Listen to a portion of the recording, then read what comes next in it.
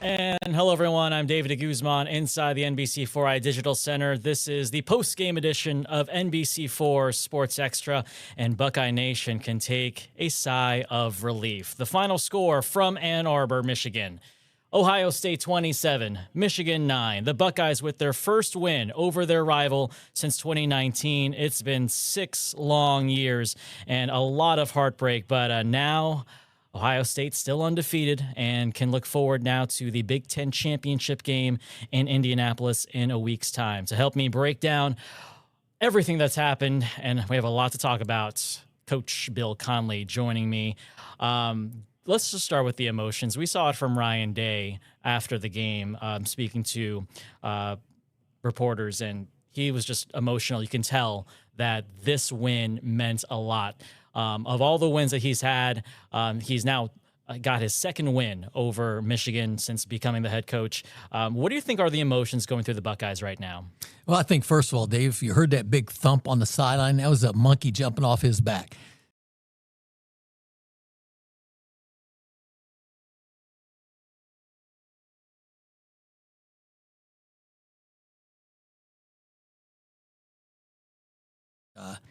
Just the satisfaction of he's accomplished one of his major goals of life. And to win that game, win first pair of gold pants for many of the players on the team, but for the head coach, who really has done an outstanding job of recruiting players, and also a guy that's brought in some new coaches this year. They did great.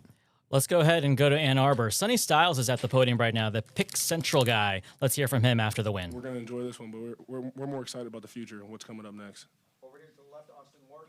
Sonny, can you describe the emotions you feel? I know that you guys are enamored with the process. You already said you're thinking about the next thing, but also earlier in the week you were talking about growing up in Columbus. You hadn't won this one before. Has any of that sunk in? What are you processing right now? Yeah, I remember I was in the fourth quarter. I was talking to Peyton Pierce on the bench, and I'm like, man, playing in the game right now. Both teams trying to get to the Big Ten championship. It's snowing. It's end of November. Like, it's the stuff you dream about. So kind of daydreaming a little bit on the sideline, but it means so much. Being a Columbus kid, been a Buckeye fan since I was a kid, so it's awesome. Rob Aller, the Dispatch. How happy are you for Coach Day? So happy for him. Coach Day is an amazing leader. He's an amazing coach. I think a lot of people had stuff to say about this game when it comes to him, and I think he proved the point today. Cameron Teague Robinson, the Athletic. Sonny, obviously you get this kind of weight off your shoulder. What can a win like this do for you guys confidence-wise? Yeah, I think it just feels good to know you can kind of win in different environments versus different teams. I think they came out here at least for the defensive side of the ball, they're trying to out-physical us, and we out-physical them. So it feels good to know that we're capable of doing that. Especially the past few weeks, I feel like we haven't really played a team that was a matchup game. So it felt good to go out and play a real true matchup game and just dominate. Stephen Means, Cleveland.com. Brandon brought it up a couple of weeks ago that maybe he'd seen a different side of Gay since that loss last year. And you guys have been around him every single day. Is there maybe pressure lifted off of him from this game, or does it just kind of now you're locked back in? No, I think Coach Day is the kind of guy, he's always on the chase. As soon as we won last year and we came back in for our meetings for the next season, you could tell he was on the chase, trying to get back to where we just came from. I think obviously this game feels good. This is one of our main 3 goals. Haven't been able to get it the past few years, so it feels good to get it. But I think it's just springing us into, what's coming up next in the bigger goals. I'm going to go 2 more for Sonny. Bill Landis over here to the left. Sonny, when you're talking about being on the sideline and figuring some stuff out early in the game, what's Matt Patricia like in those moments, and how beneficial is it to have him down there on the sideline? He brings poise to the side. He's awesome. I've always said Coach Patricia, the best thing about him is he's a teacher. And, the way he's able to articulate his thoughts and help all of us understand, what's going on and what we're thinking next. And, we're staying on our toes when he's out there. Pat, Jake, Chuck, Bill, any of you national guys need to have a question? Anything? Go ahead there, Pat. What has made this defense take that step up this season? I think a lot has to do with Coach Patricia. I think he's a great coach, great teacher. He's making us a smarter defense.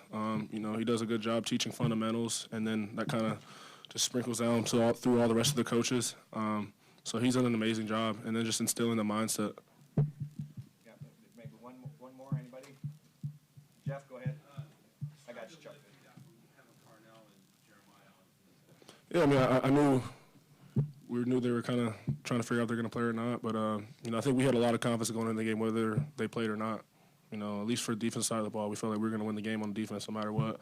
But, obviously having 2 elite receivers out there helps a lot. And final question, Chuck Culpepper. The kind of defense, has it become the kind of defense where if they had scored a late, meaningless touchdown, you'd have still been mad over it? Yeah, of course. Yeah, we're mad about every point. We don't want to give anyone anything. They got to make them earn it. Sonny, thank you very much. Let's talk about that defense, Coach. A little bit shaky at the start because we saw some big plays, come out of the Michigan offense. Jordan Marshall, even though he was injured, got some big plays there. But it seems like once they found their rhythm, this Ohio State defense did what they've been doing all season long. Yeah, I think really the turning point in this game was when they got the interception right after they had scored and took the lead. And if they would have took that down and got a touchdown, that would have been.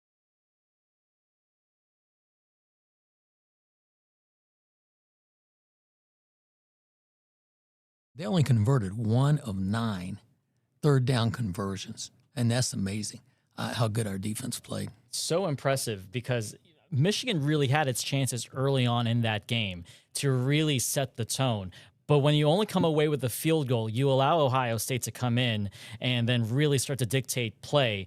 And by dictate, I mean, look at that time of possession, Coach. That's 40 amazing. minutes and 1 second that Ohio State had the ball compared to just under 20 minutes by the Wolverines. And we were all talking about that one drive in the second half. It took over a quarter of length of time. Comment on that a bit and how that really, I mean, we talk about big plays, but that drive alone, that really did secure the win for Ohio State. Yeah, it really did. And that was the one thing which it went to prove we were the most physical football team today.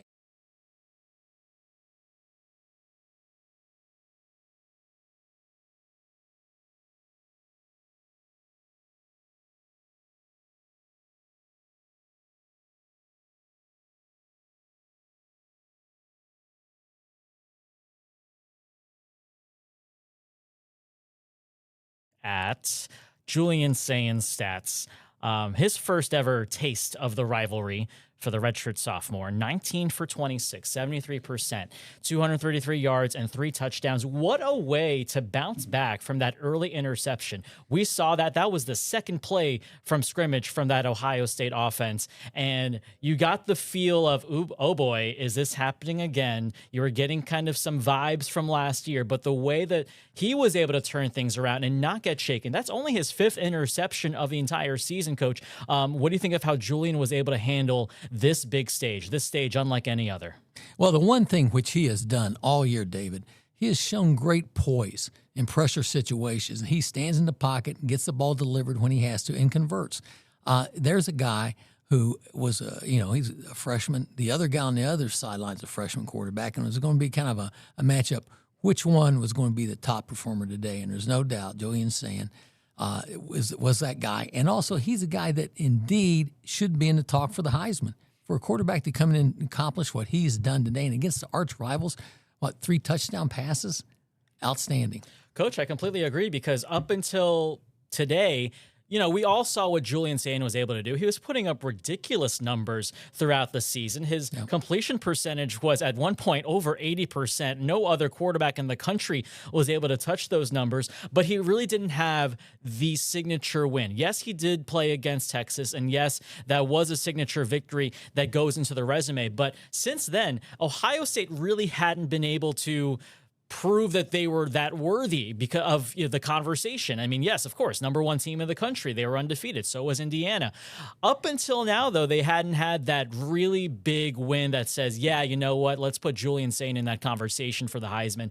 And now I think after today, when you play with the poise, not to mention the weather, it is not easy to play in snowfall in a stadium that is obviously mostly against you, although Ohio State did really show up in Ann Arbor.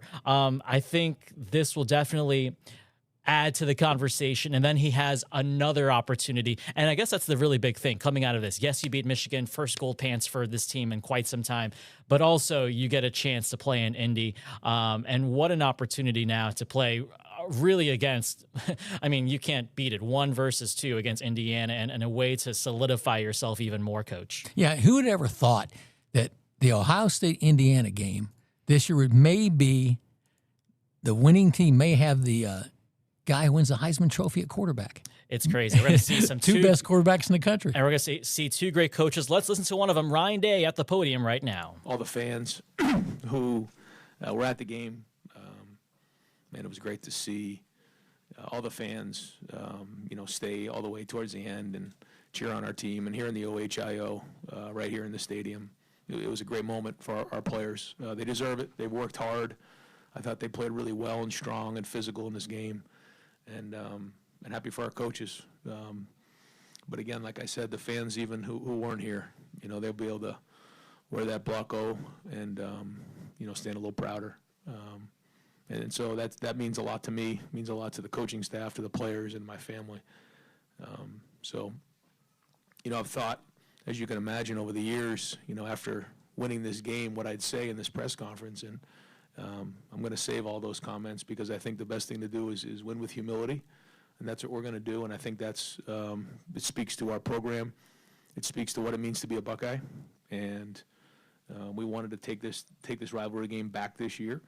And so the way that our guys played certainly spoke to that. And they played with great passion and great physicality. And, I was disappointed that we didn't get in down there and finish a couple of those drives early, or else the scoreboard would have looked even differently than it was. But that's the rivalry game, and, I'm just happy again for our players. It's a great win. And when you think about where we were at this point last year to all the way now, there's been a lot of great football. And it's all about our players. And let's talk about like Jeremiah Smith and Carnell Tate and what Sean Barnhouse and Adam Stewart did to help them get to be able to play in this game. Just tremendous. I mean, if you really know how much work they put in to get on the field and how gutsy they are, and I'm sure the fans and everybody would just appreciate what they did in going out there and putting it on the line. And then how about the defense? Just the physicality at the line of scrimmage, running from sideline to sideline, making plays. It was just great. They had a great look in their eye. I don't think there was any doubt when we walked into the stadium what was going to happen. Right next door, Joe. Ryan, the first shot play to Jeremiah, the 4th and 5, can you walk us through the decision to go for it and to identify him and just how important it is to have those two guys? When you get to this point of the season, there's just a lot of things on these weeks that, with Thanksgiving and how it works, you have to do a lot of walkthrough work towards the end of the week. And quite honestly, Jeremiah was very, very limited. So the way for him to play the way he did with really not getting many reps all week is just a tribute to him. And then, the throw that Julian made on that ball was tremendous. But that was a play that we had walked through. If we felt like the situation called for it, the right moment. You just never know what type of situations you're going to get in a game, so you have to have a lot of options. And some of the things you can practice, but some of them you can't. That wasn't a play that we got a ton of practice in this week really at all. But we talked about it, we walked through it, and that's, again, you got to give our guys credit for them putting it on the field. We felt like it was an aggressive call that we wanted to make in that moment, and so we did, and man, they put it on the field in a big way. But the protection was good, and obviously the throw and catch was excellent. Over here to Austin. And you talked about wanting to win with humility and show respect to the rivalry here, but you also talked about Tuesday what it was like to be in the locker room after this game and how that celebration would be. So what was it like? I don't know what was said. That doesn't matter. What was the atmosphere in there? It was, as you can imagine, just it'll be a great memory of mine, just being in there with those guys and enjoying the win and seeing them smile and knowing what they just did on the field. I'll leave what we said in the locker room until Bill writes another book and tells a story on this one, I guess. But no, it was just happy for our guys just to see the smiles on their faces and see the sense of accomplishment. The fact that we were going to play in this game really, really hard for the love of our brother, not, for the hatred of our opponent. That wasn't what it was about. And that's what they did on the field today. And then all the hard work, and they have phones and they, read things and hear things. And so they know how important this is. And this is the number one goal of our program. So to get this one checked, and now it gives us an opportunity to get to number 2, and that's in Indianapolis next week. And they were already fired up about that in the locker room. Ryan, similar to that, I know you don't like to make it about you, but what does this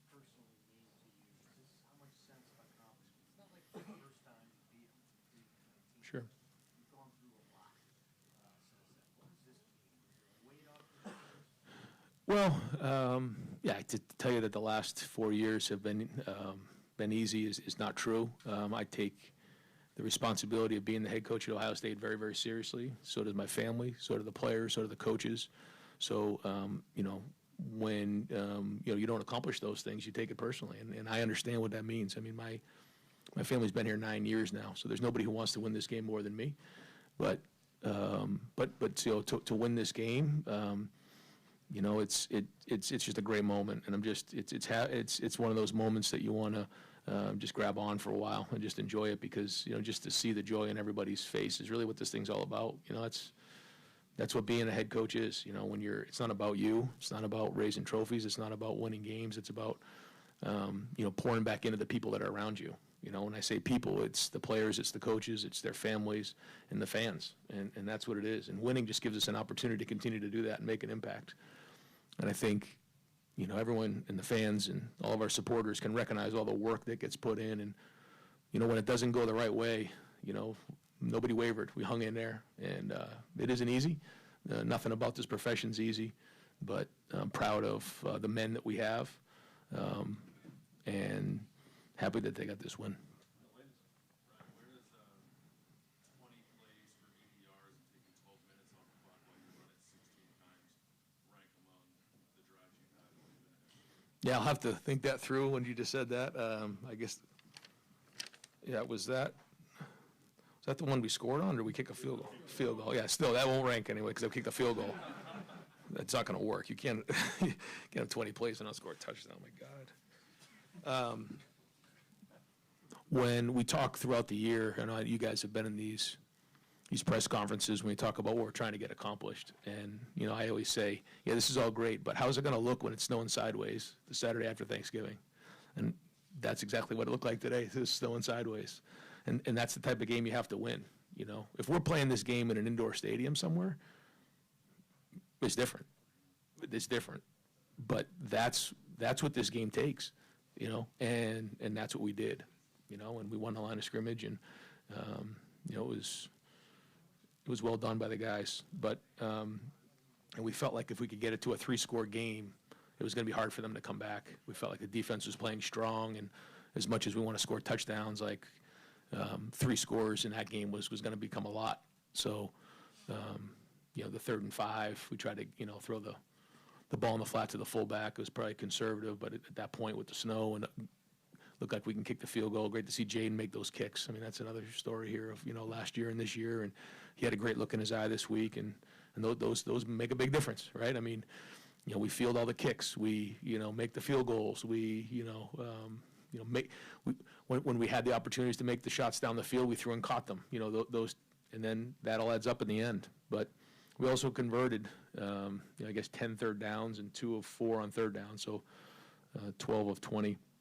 Between the two of them, those were big deals as well. So a lot to it. And then I guess on defense, they were 1 of 9 on third down, and 0 of 1 on fourth down. So the defense did a great job on third down as well. We talk about winning the situations. Those were some big ones that came up in this game. You took a couple of big shots from Michigan. The game you probably wanted to get a quick start, and you use that top and everything. Right. Did it feel like, okay, this is a little test for us? How are we going to do this? Yeah, it wasn't a panic. Yeah, when I saw the first run hit, I said, you got to be kidding me right now. Like, this is not what I expected at all. And then we throw the pick, and he comes off and thought it was cover 1, and it was cover 2. And I'm like, geez, okay, that's not what we wanted for a start. But I didn't. I never felt panicked. I felt like, all right, we're going to rally back on this thing. And, man, the defense stepped up in a big way, and forced field goals in those spots. And those were all 4-point plays. And, when you can hold guys to 3 points early in the game, and then, you get it turned, and then we had that big drive, and, we just keep battling, and then you score. Now, again, we get down on there on the 1-yard line and don't get in. I mean, that was frustrating, and so you kind of going back and forth. But, again, there was no panic on our side. And, again, I think the communication and the chemistry between the players and the coaches is very good right now, because when there's confusion, that's when there can be infighting, and all of a sudden guys start to act a certain way. That didn't happen at all. And so we had a lot of confidence coming into it. And even after a slow start, we felt good. all the way in the back, Ari. Hey, Ryan, I don't want to take you back to maybe a less fun time than it was a year ago. When you think about It's okay, Ari. You can't ruin today for me, brother. where you were last year and everything that has happened since you walked off the field in Columbus a year ago, when you think about the personal transformation of your reputation personally and what something like this means, this is the last thing that people can say about you. I mean, what does this mean for you personally? I know you were asked that already, but how much does your reputation and everything that you go through mean for building the program into the best program in college football? Yeah, I don't get too caught up in that. What matters to me is my family, these guys right here. Like I care what these guys think. There's no question that, the fans and all of our supporters, what this means a lot to us. And so that's what hurt the last couple of years more than anything. And you could see it in my face the last couple of years. You just feel like you're letting everybody down, and that's just not a good feeling. And so you work like hell to make sure that you do everything you can to get your guys prepared, and that's all you can do. And that's exactly what happened here. It was a build-up all year, and our guys really captured the moment and played great. Coach, thank you. All right, guys, thanks. Thanks, Ryan. We'll take questions for Julian. We'll go right over here to Stephen Means.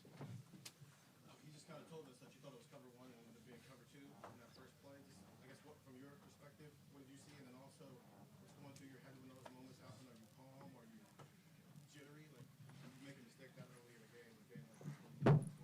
Yeah, they gave a good disguise, and I thought I had Jeremiah singled up one-on-one, and I ended up throwing it out there, and so the corner was able to come off and make the interception. So I think it was just our whole mindset in the quarterback room is just stay even keeled and keep swinging, keep battling. We weren't going to we knew there was going to be adversity, and we weren't going to let it phase us. Adversity came on the second play of the game, so we got to keep battling, and I think as an offense, that's our whole mindset, is just keep battling. Right over here to Spencer. Yeah, Julian, the deep ball to Cornell, it seemed like it was in the air forever. You guys finally put some back on a connection like that. How good did it feel to have him back on the field? And how good did it feel to connect one of the deep balls to them for the first time in a while? Yeah, I think having Jeremiah and Carnell back, it was awesome to have those guys out there, and he ran a great route, and I feel like the whole sideline was like, just kind of waiting on it in the air. It was hanging up in the air for a little bit, but he made a great catch, and just having those guys back is awesome because they're such elite receivers. Cameron. Julian, I'm curious what it's been like over the course of this last year, knowing how important this game was, also trying to make it routine, and then the celebration at the end with the fans, the guys who were snowing on the ground. Just what was that celebration like? Yeah, I think it was awesome. Just because when I first got here, I was taught the tradition of this and how much it means to Buckeye Nation, how much it means to the state of Ohio.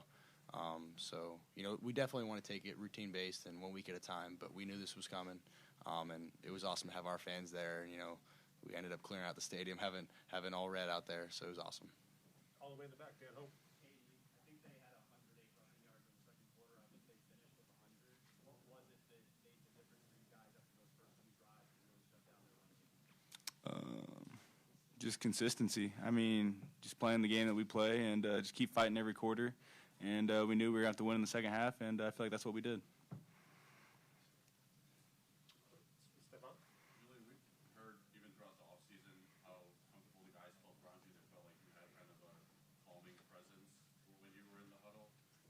Has that felt like that always for you this season? Were there moments, whether it's Texas or the games early on, where you felt some jitters and you kind of grown in that area? Or is that something you feel like since day one has been something you've said? I feel like that's something I've tried to keep consistent throughout the whole season and keep from day one. And I think as an offense, a lot of the guys on our offense are very calm, and we're not ones who are going to get fazed by a little bit of adversity. We're going to keep swinging, and that's really our mindset. Is that's what Coach Hart and they've instilled in us. Tony. Caden, just your thoughts on getting this win in your last possession? I mean, it's definitely something I'll always remember. I mean, it's great to come up here and do it too. So, I mean, I'm definitely excited about that. And, I mean, next week's my first time playing in that one too. So we got more to do. How many tickets do you think you're going to need to provide? A lot. Definitely a lot. Julian, I call you the California kid. I mean, you're the surfer and all of that. Do you think you earned some Midwest cred today coming up here and winning this game in these conditions? it was funny, like around like the second or third quarter, I was kind of looking around and seeing all the snow coming down, and I think I told some teammates, I was like, this looks pretty cool. It's pretty fun. Like just seeing the snow on the ground, and I think we practiced and tried to prepare for this weather and get acclimated to it. I think the guys did a great job. Julian, you haven't had to face a ton of adversity because of the way the offense has played, the defense has played. Early on in the game, when you throw the interception, you're down 6-0. What's going through your head? What's going through the conversations on the sideline as you're trying to get back in? Yeah, we put our defense in a really bad spot with that interception, and they ended up forcing 3. So I think it was just no panic, and we're only down 6. Hey, let's go down and score, get 7, and take the lead. And credit to our defense, obviously, man, they played great all game, and to hold them to 3 there really just gave us a lot of confidence as an offense. Spencer? Caden, you guys probably already received the message from Coach Day to win with humility, but to keep them out of the end zone and to win on the terms that you guys have won every game this year, how does that feel for you guys as a defense to be able to do it to this opponent in this stadium? It feels great. We always come out knowing that we can be the best defense in college football when we want to play it the right way and play our game. And we knew our offense come out swinging. So we knew whatever they brought to us that we were going to have to stop. And I feel like we just came out there and played as hard as we could and as fast as we could. And we kind of were just on top of it all day. All the way in the back, Andy Anderson. Yeah, for Julian, just talk about this offensive line performance today. You had clean pockets all day back there, it felt like. Ran the ball well. Just what did you see from the front line? Yeah, I think those guys played really physical, and I think all season long they've just had an edge to them and played nasty, and just being able to run inside zone. We have RPOs out there, and we hand it off, we get 7 yards, and just you see guys getting thrown on the ground. It looks like carnage out there. It's awesome to see. All the way in the back, Brianna. Julian, it was reported that your headset stopped working early in the game. When did that occur, and how did you kind of have to adjust to the situation? Yeah, right at the beginning of the fourth quarter, the headset stopped working. I think it was funny. I told somebody, I was like, "This feels like high school football." I was running over to the sideline to Coach Day, get the play, and then run back in. So, I think it was just, we were prepared and we had a good plan going into it, but we had to adjust on the fly. Julian, just that 20-play drive and the depth of the running game today, especially for television. What's your thoughts on it? Yeah, that was awesome to see. Just the physicality that the runners ran with and the offensive line had. And we wanted to, end the game on our terms and, keep running the ball and milk the clock and be able to pick up first downs and just wear the defense down. And I think it was awesome to see those guys up front, just really doing a good job. Cameron? Caden, I think it was after the loss, when you said that the line is just bunching nobody's trying to the point. I'm curious what the growth has been like to see from this group and what kind of statement you feel like you've made from this game and everything. I feel like we still have that mentality. Obviously, we kind of know what we've done, and we know what we can continue to do. So we just got to keep having that mentality and keep fighting every day and just get better every day. Caden, we've heard from a lot of players talk about the level of play that Julian Sayin has put out there. Do you think he should be the Heisman favorite, and what do you think he proved today? Duh. But he's just such a great player, such a smart player. He knows how to win, and I feel like that's no much more. So you just got to continue to do it. Bill Conley. What was the second coldest game you've ever played in besides this one? How much colder was this in the conditions than anything you've played in before? Probably high school football, it was like 50 degrees in high school football. It wasn't like this at all. So I would say there was not similar at all. So I think just the practice throughout the week and being able to prep and having a good plan for it, and being able to keep the hands warm and keep the just keep the body warm. Julian, you're good. Thank you. Good. All right. That was Caden Curry, Julian Sayin at the podium there. A lot of closing thoughts that we have. We're going to keep checking in with the podium to see what more reaction we got from the Buckeyes. But, Coach, I do want to ask the return of Jeremiah Smith and Carnell Tate. They accounted for 2 of the 3 touchdowns scored in this game. There was a lot of question marks going into this game on whether or not they played. They do make a big difference when they are on the field, don't they? Oh, he sure does. As a matter of fact, think of what Ryan Day said. With you got now Jeremiah Smith, and all of a sudden they got to worry about double coverage, and that opens somebody else up to be for the pass.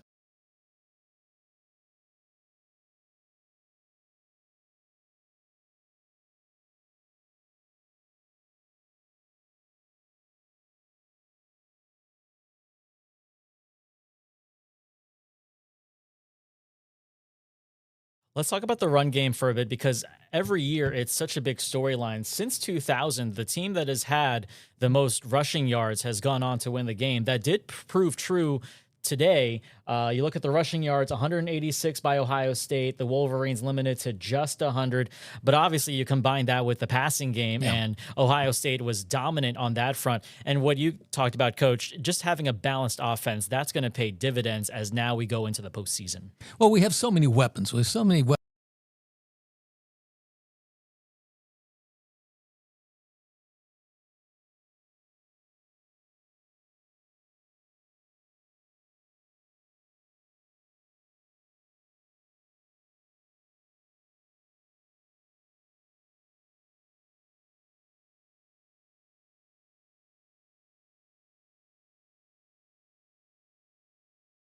It's hard to do that. Impossible. Yeah, it's hard to do that. One more on the defense, too. We talked about it before you went to some reaction, but you look at the big picture. I mean, another performance where Ohio State limits the other team from scoring more than 10 points. In fact, you look at the schedule, Coach. Only 4 times throughout this 12-game season has Ohio State allowed more than 10 points. Illinois was the only team that had scored the most, 16 points against the Buckeyes. Everyone else, I mean, when you think about Michigan, you think about Texas. These are 2 ranked teams that were limited to under 10 points. Matt Patricia is doing something that, A, is unexpected when we went into the season, and B, the consistency is what sticks out to me the most, Coach. Yeah, because what they're doing.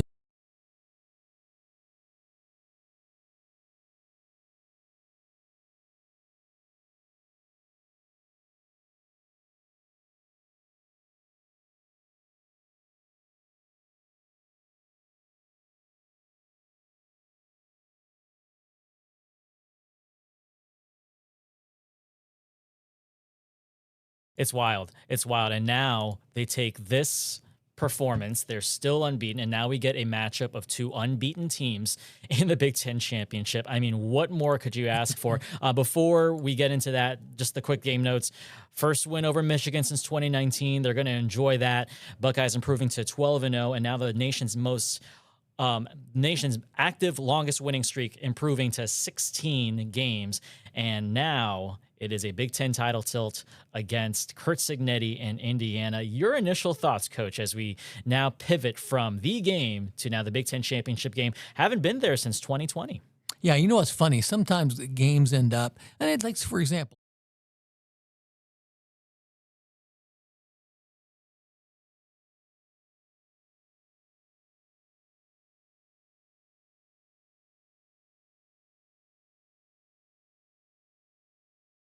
thing. And certainly the performance in this game against Michigan sets them up for what should be a very interesting, we hope for 2 full months of great action, because today's win could be the first of what could be another memorable run. But let's take things back to today. You heard the emotions from head coach Ryan Day. You heard the emotions from the players, both from a guy like Caden Curry, who's been through this before and has mostly had heartbreak until today, and then a guy like Julian Sayin, who's a relative newcomer to the rivalry. Coach, what does today mean to Buckeye Nation, to everyone who's been a part of this program? Well, I think, number one,